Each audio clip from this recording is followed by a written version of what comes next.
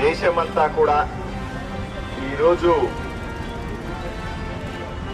మన ప్రియతమ ప్రధాని నరేంద్ర మోదీ గారి జన్మదినాన్ని పురస్కరించుకొని సేవా కార్యక్రమాలు చేస్తోంది. వారోత్సవాలుగా చేస్తున్నటువంటి నరేంద్ర మోదీ గారి జన్మదిన వేడుకలను దృష్టిలో పెట్టుకొని ఈరోజు మొదటి రోజు స్వచ్ఛతా కార్యక్రమాన్ని చేపట్టాం. ప్రధానమంత్రి ఎప్పుడూ చెప్పే ఒకే ఒక మాట, స్వచ్ఛతే ఆరోగ్యమని, స్వచ్ఛతే మన దేశానికి పురోగతి చేస్తుందని, స్వచ్ఛంగా ఉండడం, మన పరిసరాలను స్వచ్ఛంగా ఉంచుకోవడం ద్వారానే మనం అభివృద్ధి సాధిస్తామని నమ్మి ఈ కార్యక్రమాల్ని గత 7 సంవత్సరాలుగా జరుపుతా ఉన్నాం. ఇది 7వ సంవత్సరం వారోత్సవాలు జరిపే సందర్భం.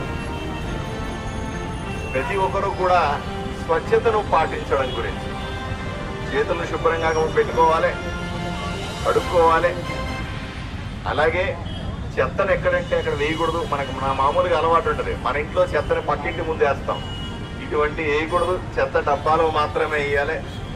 దాన్ని కూడా చెత్తను కూడా 2 రకాలుగా తడి చెత్త, పొడి చెత్తగా 2గా చేసి వాటిని శుభ్రంగా వేస్తే మున్సిపాలిటీ వాళ్ళు తీసుకెళ్లి దాన్ని డిస్పోజ్ చేయడం జరుగుతుంది. చాలా మందికి ఈ ఊర్లో ఇంకొక అలవాటు కూడా ఉంది. ఇంట్లో చెత్త అంతా మన దగ్గర ఉన్నటువంటి వస్తువులనే తీసుకేసి కాలువలో పడేస్తారు. ఈ కాలువలో పోయడం వల్ల కొంత దూరం పోయి బ్లాక్ అయిపోతూ ఉంటుంది. దాన్ని తీయలేక మున్సిపాలిటీ ఉద్యోగులు నానా బాధపడుతూ ఉంటారు.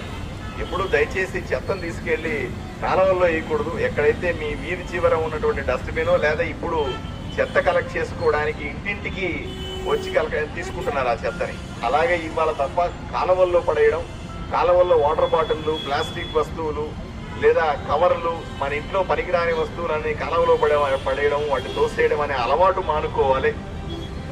అంతేకాదు మనము వారానికి 2 గంటలు ప్రతి ఆదివారం, నరేంద్ర మోదీ గారు చాలా స్పష్టంగా చెప్పారు, వారానికి 2 గంటలు, ఆదివారం 10 నుంచి 12 గంటల వరకు కూడా తప్పనిసరిగా మన వీధిని, మన ఊరిని, మన గ్రామాన్ని, మన ఇంటి చుట్టుపక్కల పరిసరాలని శుభ్రంగా ఉంచడానికి కేటాయిస్తే ఎవరికి వాళ్ళు వారానికి 2 గంటలు, సంవత్సరానికి అంటే మనకి 52 వారాలు ఉంటాయి కాబట్టి 100 గంటలు మనము ఆ స్వచ్ఛత గురించి ఆలోచన చేస్తే, మన చుట్టుపక్కల ప్రాంతం గురించి ఆలోచన చేస్తే, తప్పనిసరిగా అందరూ అదే రకంగా పనిచేస్తే ఈ ఊరు బాగుంటుంది, ఈ రాష్ట్రం బాగుంటుంది, ఈ దేశం బాగుంటుందనే ఆలోచనతో నరేంద్ర మోదీ గారు ఎప్పుడు కూడా స్వచ్ఛత గురించి మాట్లాడేవాడు. అందువల్లే ఈ స్వచ్ఛతా కార్యక్రమాల కిందనే మనము దేశవ్యాప్తంగా సుమారుగా 6 కోట్ల మరుగుదొడ్లు నిర్మించాం. మహిళలు బయటికి వెళ్ళి మరుగుదొడ్లకు వెళ్దాం, ప్రజలు మరుగుదొడ్లు లేకుండా ఇబ్బంది పడ్డాం. మహిళల ఆత్మగౌరవానికి సంబంధించిన అంశాన్ని దృష్టిలో పెట్టుకొని మరుగుదొడ్లను దేశవ్యాప్తంగా నిర్మించాం. ఇప్పుడు కూడా నిర్మిస్తూ ఉన్నాం.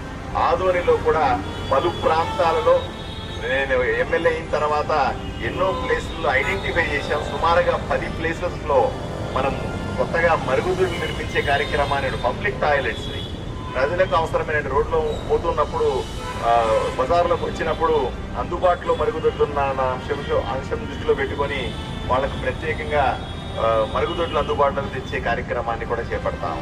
ఇలా దయచేసి ఆదోని ప్రజలందరినీ కూడా, రాష్ట్ర ప్రజలందరినీ కూడా నేను విజ్ఞప్తి చేస్తా ఉన్నా, స్వచ్ఛతా ఉద్యమంలో పాల్గొనండి. స్వచ్ఛతా ఉద్యమాన్ని ఏదో ఈరోజు ఒక కార్యక్రమంగా కాకుండా ప్రతిరోజు చేసే కార్యక్రమంగా, ప్రతి ఒక్కరూ ఇంట్లో వాళ్ళు చేసే కార్యక్రమంగా, ఇది మన దైనందిక జీవితంలో భాగంగా ఆలోచన చేసిన రోజు తప్పనిసరిగా ఊరు బాగుపడుతుంది, ఊరు శుభ్రంగా ఉంటుంది. ఊరు శుభ్రంగా ఉంటే మనం ఆరోగ్యంగా ఉంటాయి. మీకు ఒక్కసారి అర్థం చేసుకోవాలి, 70% జబ్బులు మన పరిసరాలు శుభ్రంగా లేకపోవడం వల్ల వస్తాయి. దాని మీద వాలిన ఈగలు మన ఇంట్లో ఆహారం మీద వాడడం కానీ, పరిశుభ్రంగా లేని ప్లేసుల్లో పెరిగేటువంటి దోమలకు సంబంధించిన వాటి వల్ల కానీ, దానివల్ల వచ్చే దుర్గంధం వల్ల కానీ, ఎక్కడైతే పరిశుభ్రంగా లేదో అక్కడ బ్యాక్టీరియా, ఫంగస్లు పెరగడం వల్ల కానీ, ఇలాంటి ఎన్నో సమస్యల వల్ల 70% జబ్బులు వస్తాయి. మనం బాగానే ఉంది, మనం చెత్తని ఏడంటే పడేస్తా ఉన్నాం, మురుగు నీళ్ళు వచ్చి మన ఇంటి ముందు చేరుతా ఉంటే పట్టించుకోకుండా ఉన్నాం, లేదా వీధుల్లో అంతా కూడా నీళ్లు చేరుతా ఉంటే వర్షానికి నీళ్లు చేరుతా ఉంటే ఎవరికి పాటి వాళ్ళు ఉన్నాం. కానీ దానివల్ల వచ్చే జబ్బులకి ఎంత ఖర్చు పెడుతున్నామో ఒకసారి ఆలోచన చేయండి. దానివల్ల ఎన్ని మందులు కొంటున్నాము, ఎంతమంది డాక్టర్లకు డబ్బులు ఇస్తా ఉన్నాం, ఎన్నిసార్లు హాస్పిటల్లో చేరుతా ఉన్నాం, ఇవన్నీ కూడా చాలా భయానకంగా ఉన్నాయి. కాబట్టి ప్రతి ఒక్కరూ కూడా ప్రతిజ్ఞ చేయాలని ఈరోజు కోరుకుంటాం.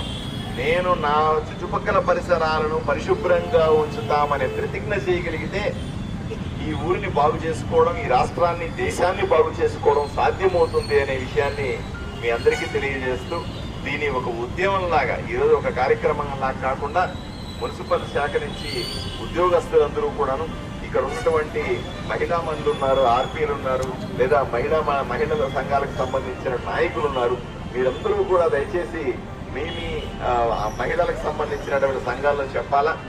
మిగతా మున్సిపల్ కార్మికులు కూడా ఎక్కడన్నా పోయినప్పుడు ఎవరింటి ముందన్నా దుర్గంధం ఉండి, ఎవరింటి ముందన్నా సరే ఇట్లా నీళ్లు ఉండి వాటిని మీరు క్లీన్ చేస్తూనే ఆ ఇంట్లో వాళ్ళకు కూడా హెచ్చరిక చేయాలా.